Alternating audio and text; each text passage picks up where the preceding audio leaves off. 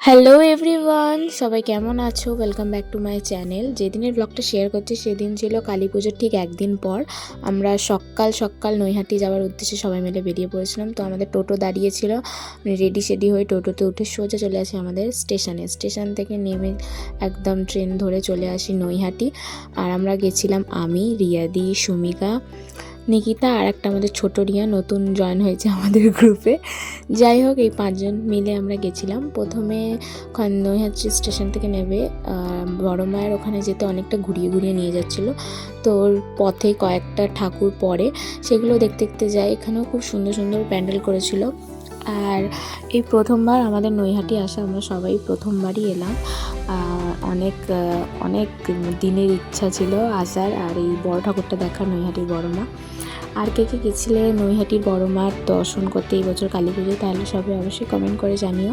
আর এখানে দেখো, এখানে সব অনেকগুলো ঠাকুর আমরা দেখতে দেখতে যাই। আর একটা জিনিস নোটিস করেছি যে এখানে সব ঠাকুরগুলোই প্রায় সোনার উপর গয়না পরানো, যেটা সত্যি খুব সুন্দর লাগছিল দেখতে। তারপরে একদম চলে আসি বড় মার সামনে। আর এখানে এই যে নতুন মন্দিরটা, যেখানে মেন পুজোটা হয়, এখন অব্দি মন্দিরেও কখনো আমাদের ঢোকা হয়নি। আর ভিড়টা দেখো জাস্ট।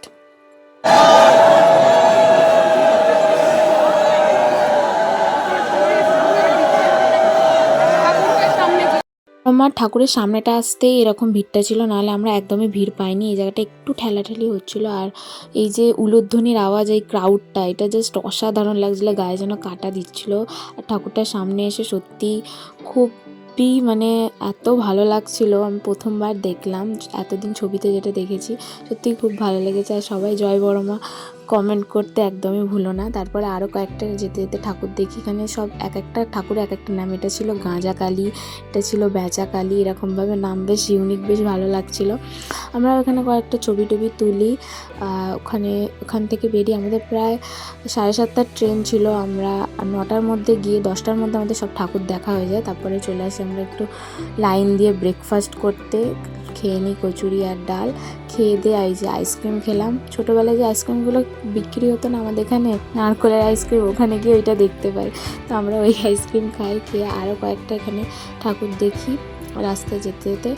আর আমরা এখান থেকে ফেরিঘাট ধরবো, সেই জন্য ফেরিঘাটের রাস্তা খুঁজতে খুঁজতে এই ঠাকুরগুলো দেখে আর এখানে এসে আবার দেখতে পাই আমি অরুণ আইসক্রিম। আমাদের কলকাতার সাইডে অরুণ আইসক্রিম কোথাও পাই না, এত ফেমাস এই আইসক্রিমটা। আমি বলি একবার তো টেস্ট করতেই হবে, তো সবাই মিলে নিই। আর আমি এই ওয়াটারমেলন ফ্লেভারটা নিয়েছিলাম, এটা সত্যিই খুব ভালো খেতে। আর কে কে অরুণ আইসক্রিম খেয়েছো বলো।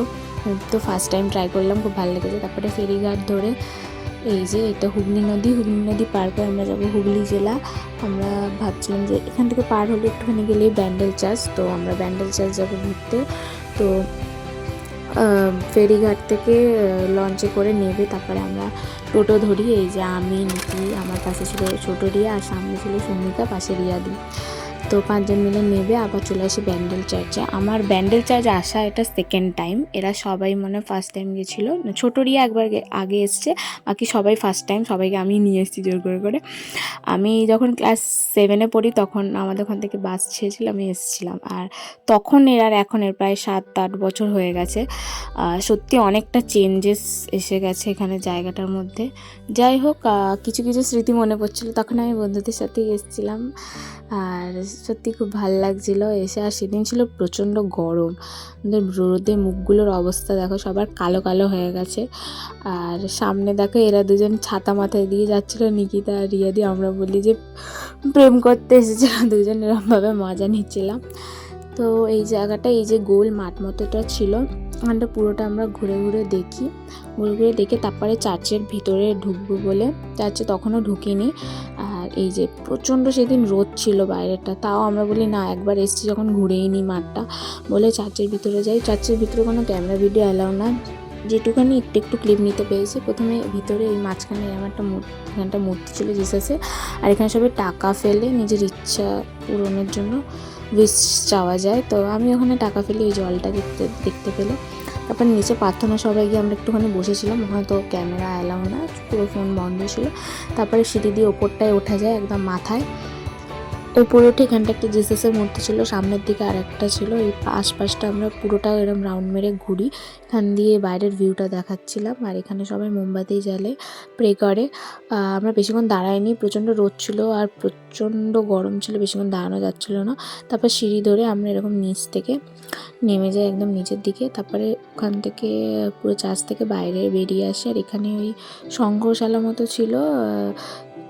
তারপর চার্চ থেকে আমরা সোজা ফেরিঘাটে চলে আসি। আর এখানে দেখো কত লাইন, ফেরির লাইন ছিল। তারপরে আমরা লঞ্চ পার হয়ে নেমে আমরা কিনে ঝালমুড়ি খেতে খেতে ট্রেন ধরে চলে যাই একদম শিয়ালদায় নেমে আবার আমরা খেতে চলে আসি নিজাম চিকেন 65 তিনজনে খেতে খেতে। তারপর ট্রেন আসে, ট্রেনে উঠে আবার এই চিপসের প্যাকেট নিয়ে বসে। মানে সেদিন আমরা শুধু খেয়ে গেছি, এত খাবার মানে আমরা দুর্গাপুজোর ঠাকুর দেখতে বেরিয়েও খাইনি, জানি না কেন সেদিন এত কিছু খেয়েছি। যাই হোক, খেতে খেতে গল্প করতে করতে আমরা বাড়ির উদ্দেশ্যে রওনা দিই। তোমাদের ভিডিওটা কেমন লাগলো সবাই অবশ্যই কমেন্ট করে জানিও, ভালো লাগলে সাবস্ক্রাইব করতে ভুলো না।